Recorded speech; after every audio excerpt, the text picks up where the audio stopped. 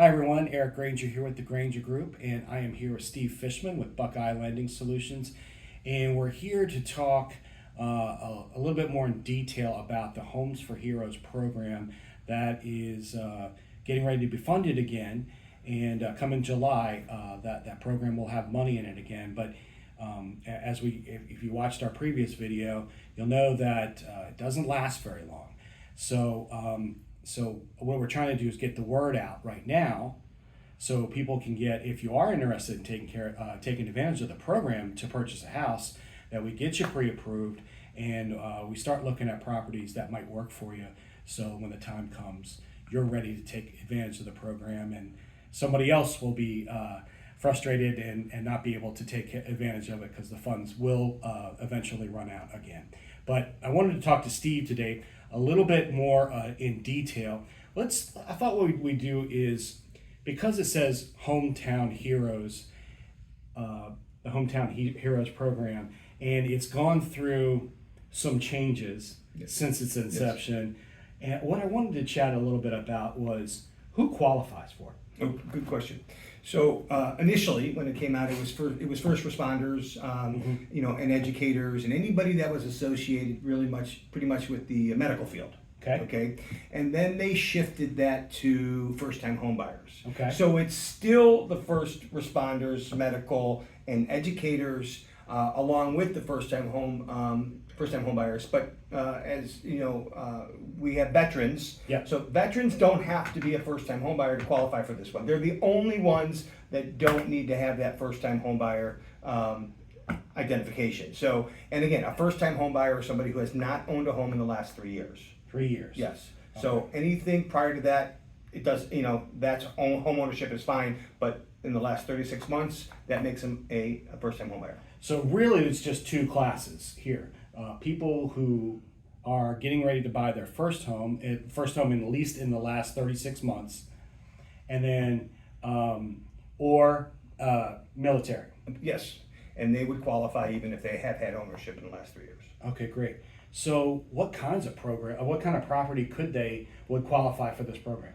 Yeah, so they can purchase a condo. Okay. They can purchase a single-family home. Okay. And they can purchase manufactured housing. Awesome. Yes. Okay, so we can marry that. Is it a credit? Now, how does it work? Is it a credit? Is it a loan? How does the funds work? So essentially, it's a grant that gets added as a second mortgage, attached to the property. When the loan closes, the first one, the second one closes too, at a 0% interest. Okay. And it sits out there. It has to be paid back, but it doesn't have to be paid back. There's no monthly payment, but it does have to be paid back if you sell the home or refinance the home. That's when that second gets paid. Okay, that's important. So a lot of people think it's just money that falls out of the sky, and that's the end of it. But the truth of the matter is you get to use that money, and it's up to 5%. 5%, maximum $35,000. Maximum $35,000. So up to $35,000 to help you pay for down payment and or closing costs, whatever you need.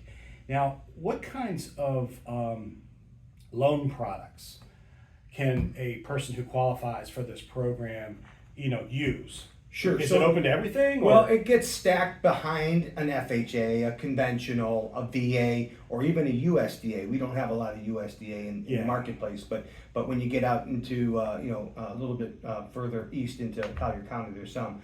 But those four products will allow this to stack behind it. Okay, so we don't have to worry about, I'm getting a 30-year fixed conventional 5% down. They could use the funds for down payment and or closing costs. Correct. A little bit of both, or we could. One of the great things about this current market is, the homes aren't moving as quickly as they used to. So we're kind of in a transitional market where it's not a seller's market. It's been a seller's market for a long time down there. But I think you'll agree that it's leaning more towards buyer's market right now. And if you see some homes that have been on the market for a little bit, it may not be anything wrong with them. It's just a little bit slower time right now, which brings the advantage, I believe, to the buyers. Yep. The sellers become more negotiable, and if you can use, negotiating, working with Steve and myself up front, we can identify the kind of scenario that we can take out and go shopping for with you.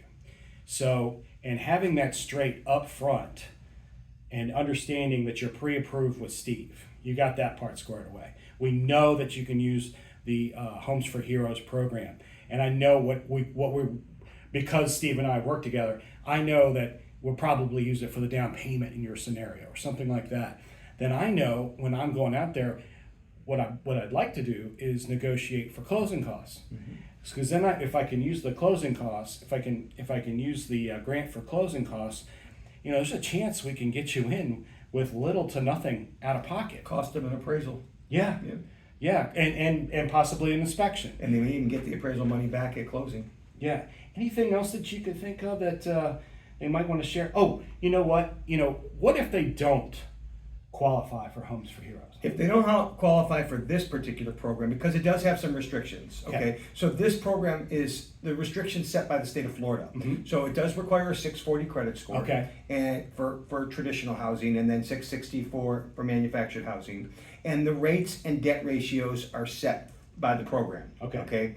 But alternative to that, if they don't fall into that criteria, there are some alternative down payment assistance programs where we can go down to as low as 580. Okay. And sometimes those debt ratios are a little bit more expanded, and still accomplish the same thing with an alternative program. Okay. So Homes for Heroes is not all we're here celebrating right now. So if you think that you might not qualify for Homes for Heroes, we should still have a conversation.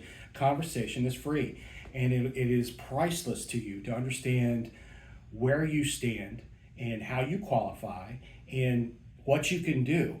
And if you can't do anything right now, it's better off to talk to someone like Steve, who can give you a plan moving forward so that you can move from your current situation into a situation where you can be a homeowner. Because if you're not a homeowner, you're probably a renter. And Steve and I will both tell you that 100% of that money benefits the landlord, and it gives you the roof over your head, but gives you absolutely no financial benefit whatsoever. So the sooner we can get you from renting homes to buying homes, the better it's going to be for you, because your wealth building will begin at that moment. So please reach out to us. My contact information will be below the video there, and if when you contact me, I'll introduce you to Steve, and we'll get you in here, and we'll do a full evaluation, no cost, and let you know where you stand. And if you're ready to go, we'll put smiles on our faces and go shopping. So thank you very much for listening, and I look forward to connecting with you soon.